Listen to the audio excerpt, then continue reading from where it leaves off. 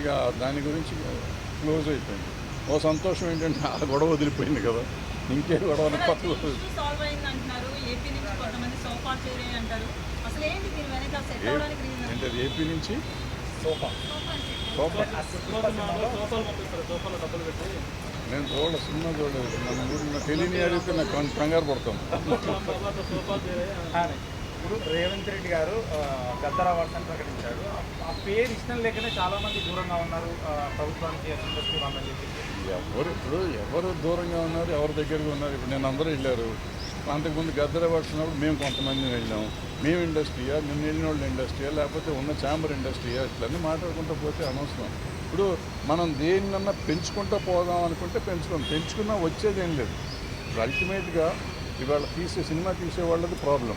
వాళ్ళు తేల్చుకోవాలి, వాళ్ళు ఏం కావాలనేది వాళ్ళకి కావాలి, మనం కాదు తేల్చాల్సింది. సో వాళ్ళు ఏం చేసుకుంటారు, ఎలా చేస్తారు అనేది మనకు అనవసరం. ఇప్పుడు నిన్న వెళ్ళిన వాళ్ళైనా, మొన్న మేము గద్దర్ అవార్డ్స్ అని చెప్పి మీటింగ్ పెడితే అలాంటి వాళ్ళు మేము వెళ్ళింది అయినా కానీ మేము ఎవరూ సాల్వ్ చేయలేం.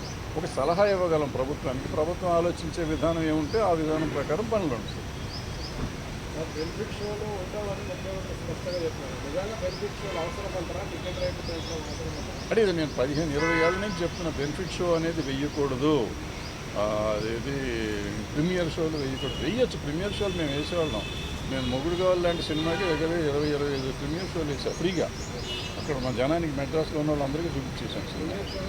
ప్రీమియర్ షో అంటే ఆల్మోస్ట్ ఫ్రీగా చేసేవారు. ఇప్పుడు ప్రీమియర్ షోలు అంటే దాన్ని డబ్బులు చేసుకున్నారు, దాన్ని క్యాష్ చేసుకున్నారు. అది మొన్న అంతకుముందు వీడియోలో నేను పెట్టాను.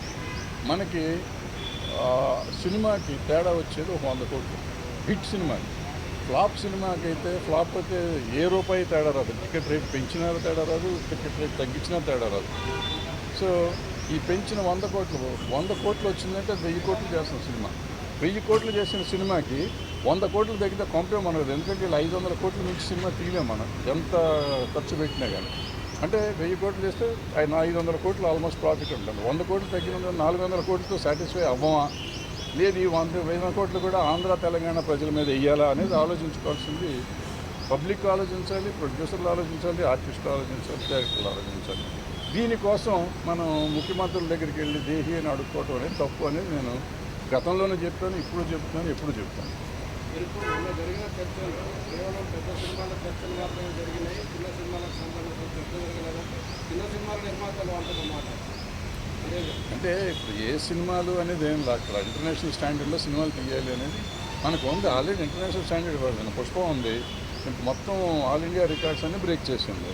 బ్రేక్ చేసిందంటే గర్వమే కదా. అంటే ఆటోమేటిక్గా మీకు ఇంటర్నేషనల్ రికార్డులు వచ్చింది. ఇప్పుడు టాప్ 100 లిస్టులోకి వస్తే మీరు కింద ఎక్కడో ఉంటుంది, 90లోనో 95లోనో ఉంటుంది.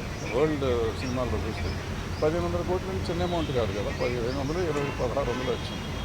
సో ఆటోమేటిక్గా మనం వరల్డ్ రికార్డులోకి వెళ్ళిపోయాం.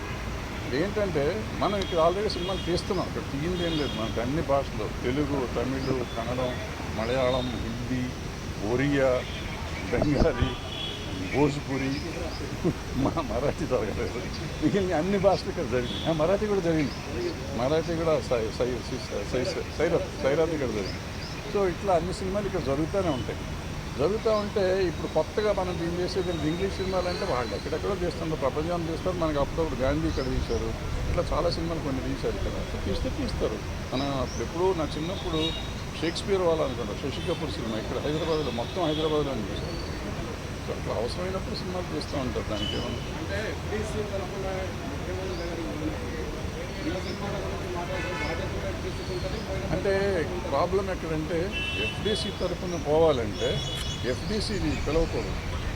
నాకు తెలిసినంత వరకు FDC should request chamber. Chamber వాళ్ళు అందరినీ కోఆర్డినేట్. ఎందుకంటే ఎఫ్డీసీ పని ఏంటంటే వీళ్ళని కోఆర్డినేట్ చేయడం, జనాన్ని కోఆర్డినేట్ చేయడం. నాకు ఇష్టమైన వాళ్ళు నేను తీసుకెళ్తానికి కాదు.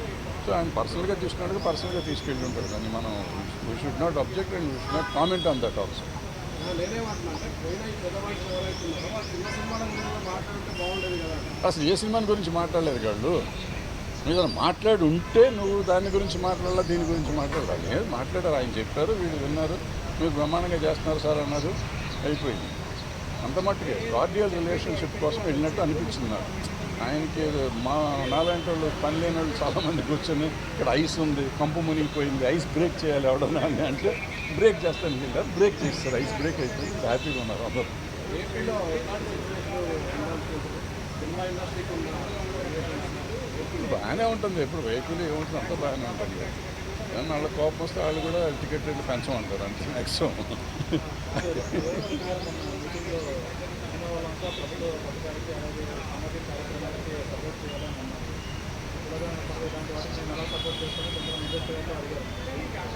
అవన్నీ అంటాం కానీ అమ్మా, ఇప్పుడు అల్లు అర్జున్ ఎప్పుడో నా చిన్నప్పుడే చేశాడు, సుకుమార్ డైరెక్షన్లో సినిమా షార్ట్ ఫిల్మ్ చేశాడు, సామాజిక స్ఫూర్తితో చేసింది, ఎన్టీఆర్ ఏదో చేశాడు, చిరంజీవి గారు ఏదో చేశారు. గొంతు పోతుందా ఇంతకంటే ఎక్కడ అరుస్తాను, ఇంకా అరిస్తే తిట్టానంటారు మళ్ళీ.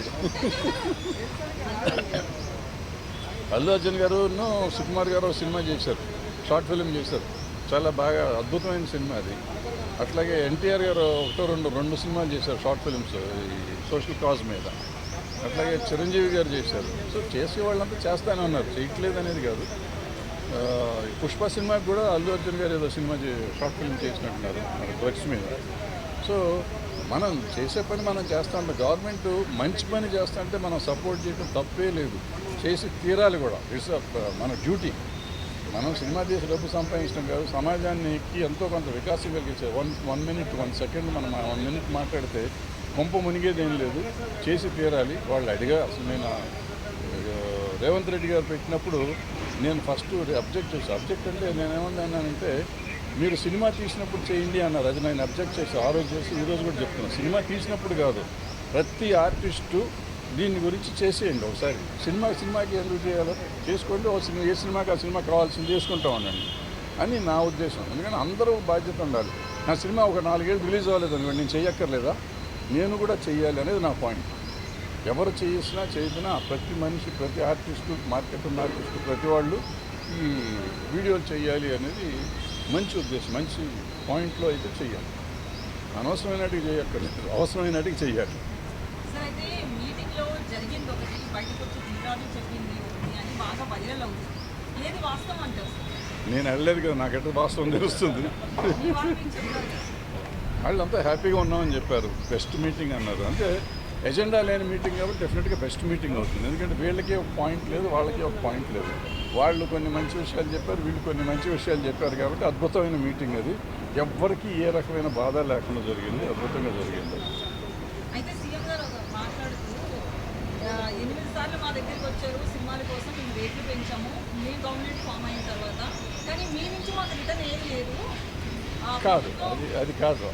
ఏమన్నారంటే నా బోటి పని లేని వాళ్ళు కొంతమంది లంచం తీసుకుని టికెట్ రేట్లు పెంచారు అని చెప్పారు అని మీడియాలో ఎక్కడో చెప్పారు. చెప్తే ఆయన 8 జీవోలు వేసి ఈ 8 జీవోల్లో ఎవరు ఇచ్చారో నాకు చూపించండి అని అడిగారు. నాకు తెలిసింది ఇది. సో ఎవరు ఇవ్వలేదు కాబట్టి అందరూ నోరు మూసి కూర్చున్నారు.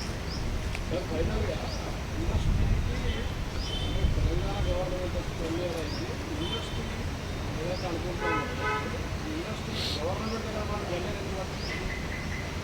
ఇండస్ట్రీ గవర్నమెంట్ దగ్గరికి వెళ్ళాల్సిన అవసరం ఏం పని ఉంది వాళ్ళకి? సమస్యలు ఉంటే వెళ్ళాలి. సమస్య ఇప్పుడు నేను వెళ్ళిన సమస్య కోసం వెళ్ళలేదు కదా, నేను ఫలానా సమస్యకి వెళ్ళారని ఎవరినైనా చెప్పానండి ఒకళ్ళు. చంద్రబాబు నాయుడు ముఖ్యమంత్రి పవన్ కళ్యాణ్ ముఖ్యమంత్రి తీసుకున్నట్టు మీ ఇండస్ట్రీ తెలంగాణ ముఖ్యమంత్రి గవర్నమెంట్ గట్టిగా ఎవరు విష్ చేయలేదని చెప్పి కూడా అన్నాడు. అమ్మ ఎప్పుడు ఎవరిని విష్ చేయమమ్మా. ఇప్పుడు ఊరికి అనవసరంగా వాళ్ళకి చేశారు, వీళ్ళకి చేశారు, వీళ్ళకి చేయలేదు, వాళ్ళకి చేయలేదు మనం అంటే. ఇంతకుముందు ఎప్పుడు ఎన్టీ రామారావుకి చేశారా, నాగేశ్వరరావుకి చేశారా, సోమబాబు చేశారా, కృష్ణ గారికి చేశారా, చిరంజీవి గారికి చేశారా, బాలకృష్ణ గారికి చేశారు, ఎవరికి చేసాము? ఎవరు చేయలేదు, వాళ్ళు చేయలేదు, వీళ్ళు చేయలేదు. అంటే జనరల్గా ఇప్పుడు ఏమైపోయిందంటే ప్రతిదాన్ని మనం ఎక్కువ భూతద్దంలో చూడటం మొదలెట్టాం. అంతే తప్ప పలానా వాళ్ళు చేశారు, పలానా వాళ్ళు చేయలేదు అనేది ఏం లేదు. ఇప్పుడు ఏమైంది, బేసిక్గా చాలా వరకు సెక్షన్ అయిపోయింది. ఒక వర్గం, ఒక పొలిటికల్ పార్టీ సైడ్స్ వెళ్ళిపోయినాయి జనం. సో నేను ఒక పొలిటికల్ పార్టీలో ఉన్నాను అనుకోండి, మా నాయకుడికి నేను హ్యాపీ బర్త్డే చెప్తాను. ఇక్కడ ఈ పార్టీ ఉంటే ఇక్కడ చెప్తూ ఉంటారు. ఇప్పుడు ఈయనకి కావాల్సిన వాళ్ళు వీళ్ళకి చెప్తారు, వాళ్ళకి కావాల్సిన వాళ్ళు చెప్తూ ఉంటారు. అంతే తప్ప అందరూ చెప్పారు ఇది ఇండస్ట్రీ అనుకుంటే కాదు. హైదరాబాద్లో గవర్నమెంట్తో ఇబ్బందులుగా కాంగ్రెస్ ఆలోచనలు అక్కడ నాకు తెలిసి ఏం జరగలేదు. ఎవరిని వెళ్తే హ్యాపీగా వెళ్ళి రావచ్చు, తప్పేం లేదు. పంపేం మునిగింది ఇప్పుడు. అంటే ఇక్కడ ఏమీ జరగదు, మొత్తం ఇండస్ట్రీ అంతా ఇక్కడ ఉంది. ఇవాళ ఇక్కడి నుంచి ఎవరిని వెళ్ళాలంటే మనకు అక్కడి నుంచి ఇక్కడ తీసుకొస్తాను 40 ఏళ్ళు పైన పట్టింది మాకు. వీళ్ళు ఇక్కడి నుంచి వెళ్తామంటే వాళ్ళు ఇప్పుడు ఎట్లాగో ఉంటుంది అక్కడ. సినిమా అక్కడ తీసుకున్నా ఉండలేము. ఆంధ్రాలో మనకు కొన్ని కావాలంటే, సముద్రం కావాలంటే ఇక్కడ వేలేం కదా, అక్కడికి వెళ్ళి తీస్తాము. అట్లా కొన్ని చోట్ల ఇంతకుముందు గోదావరికి వెళ్ళి